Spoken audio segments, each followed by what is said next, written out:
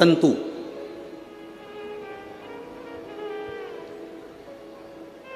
महर्षि वर्तंतु जिनके शिष्य थे कोत्स, जिसका नाम था कोत्स। महर्षि वर्तंतु के शिष्य कोत्स बड़े आज्ञाकारी थे कोत्स। और वर्तंतु जो कह देते थे, महर्षि वर्तंतु जो बोलते थे वो कोत्स वो सुनता था। महर्षि वर्तंतु का एक काम बड़ा प्रबल था, वो कोत्स से हमेशा कहते थे कि पार्थिव लिंग का निर्माण करो, मैं पूजन करने आ रहा हूं। पार्थिव लिंग का निर्माण करो, मैं पूजन करने। ये वर्तंतु ऋषि, महर्षि वर्तंतु कोत्स से कह देते। अब कोत्स का कार्य यह था कि वो रोज एक पार्थिव शिवलिंग का निर्माण करता और अपने गुरु जी को आवाज लगाता, गुरुदेव गुरुदेव, गुरुजी पधारो, गुरुजी पधारो, आवाज लगाता। वर्तंतु महर्षि आते और पूजन करने बैठ जाते। बहुत सावधानी से स्मरण करना इस कथा का, बहुत सावधानी।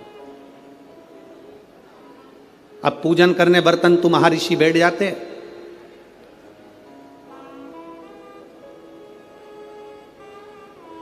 एक बार कोत्स भरी निंद्रा में सो रहा था। उसने स्वप्न में क्या देखा कि कोई काले काले से भयंकर दंत वाले आश्रम में प्रवेश कर रहे।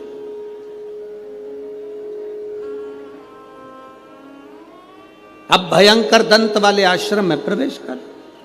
आप जरा विचार करिएगा, ऋषि के आश्रम में संत के दरवाजे पर, गुरु के दरवाजे पर कोई भयंकर जीव तो आ ही नहीं सकता, क्योंकि गुरु इतना भजन करा होता है कि सन्यासी गुरु संत साधु सन्यासी तपस्वी साधक उपासक इतना तप करे होते हैं कि ये यम के दूत उनके पास पहुंचते नहीं। पर आज कोत्स ने क्या देखा कि भयंकर मुद्रा वाले, भयंकर दंत वाले, भयंकर विकराल रूप धारे हुए कुछ गण, यम के कुछ गण, यमदूत ये अंदर आ गए। तो कोत्स क्या कर रहा है, उन यमदूतों से पूछ रहा है, तुम कौन हो, कहां आए हो? कहा वर्तंतु के पास में आए। क्यों? बस वर्तंतु के पास में हम पहुंचे उनको लेने के। ओ क्यों? उनको लेने के लिए तो बैकुंठ से पार्षद आना थे, उनको लेने के लिए तो बैकुंठ से विमान आना था, तो तुम उनको लेने कैसे पहुंच गए? उन्होंने तो शंकर की आराधना करी है, उन्होंने तो शिव की आराधना करी है। यमदूतों ने बड़ी सुंदर बात कही, वो आपकी भी बुद्धि में बैठना चाहिए।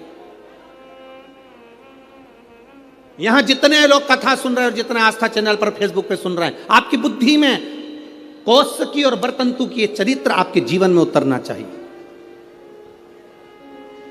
इन्होंने तो शंकर की आराधना करी है, शिव की भक्ति करी है। यमदूत कहते हैं हम इनको शंकर के दरवाजे तक लेकर जाएंगे, आधा समय ये शिव के द्वार पर रहेंगे और आधा समय हमारे साथ में रहेंगे।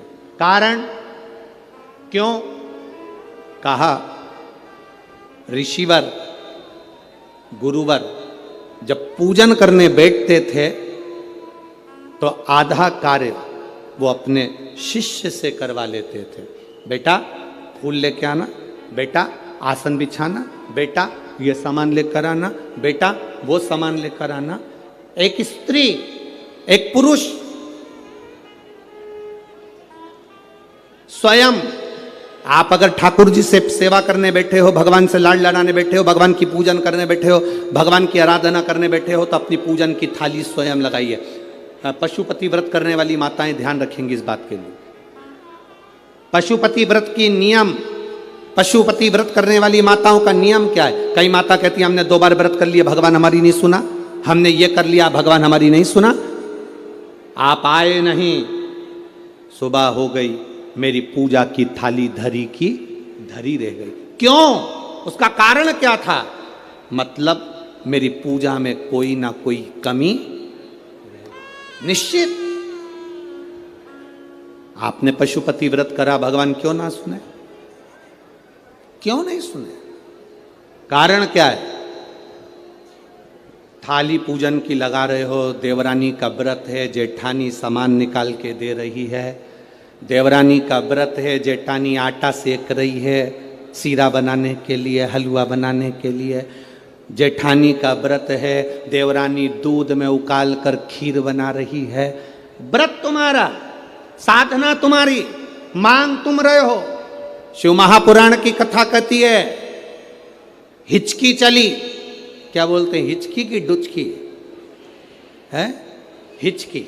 अब तुमको चल रही हिचकी, तुम अपनी पड़ोसन से, जेठानी से कह दे मेरे बत्तल का हिचकी ले ले, ले हिचकी, लेगी जेठानी? सिर तुम्हारा दुख रहा, गोली निकाल के जेठानी को दे दो, खा ले। वो पूछे क्यों? मेरा सिर दुख रहा है। हो सकता है? जम के बोलो। छींक तुम्हें आ रही, छींक तुम्हें आ रही, और तुम अपनी देवरानी से कहो छींक छींक जल्दी छींक। हो सकता है? नहीं। छींक तुम्हारी है, तुमको छींकना पड़ेगी। खांसी तुम्हारी है, तुम्हें खांसना पड़ेगा। शरीर में कष्ट तुम्हारे है, दवाई तुम्हें खाना पड़ेगी। उसी तरह व्रत तुम्हारा है, तैयारी तुम्हें करना पड़ेगी।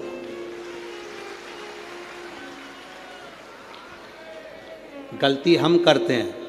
पशुपति व्रत का व्रत मैंने करा, मम्मी से कह के चली गई, मम्मी मेरा पशुपति व्रत है, मैंने शादी के लिए करूंगी या बच्चों के लिए करूंगी या इसके लिए करूंगी या उसके लिए करूंगी। मम्मी ने पूरी थाली लगा के दे दी, मेरी बेटी व्रत कर रही है, मेरी बेटी। मम्मी ने पूरी थाली लगा के दे दी, प्रसाद बना के दे दिया। बेटी ने 3 बार पशुपति व्रत कर लिया और काम नहीं हुआ। बेटी बाद में कहे कि हमने भी व्रत करा था, हुआ नहीं। उस कारण को समझना। क्या तूने तैयारी करी? तू तो केवल एक सिर की उतार रही है कि महाराज बोला है तो व्रत करना है तो मेरा काम हो जाएगा। पर विचार कर, थाली लगाती तो तेरे अंदर भाव जागता कि मैं महादेव की पूजन की तैयारी कर रही हूँ, चावल रख रही हूँ, बेलपत्र रख रही हूँ, पुष्प रख रही हूँ, एक एक चीज में महादेव जुड़ता तेरे दिल से। मैं महादेव के लिए हलवा बना रही हूँ, मैं महादेव के लिए सीरा बना रही हूँ, मैं महादेव के लिए खीर बना रही हूँ, मैं महादेव के लिए ये कर रही हूँ। हर शब्द में तेरा महादेव जुड़ता तो पशुपति व्रत का पुण्य भी 2 व्रत होते और तीसरे में प्राप्त हो जाता। ये नियम है शिव महापुराण। एक पत्र आया है, देखिए।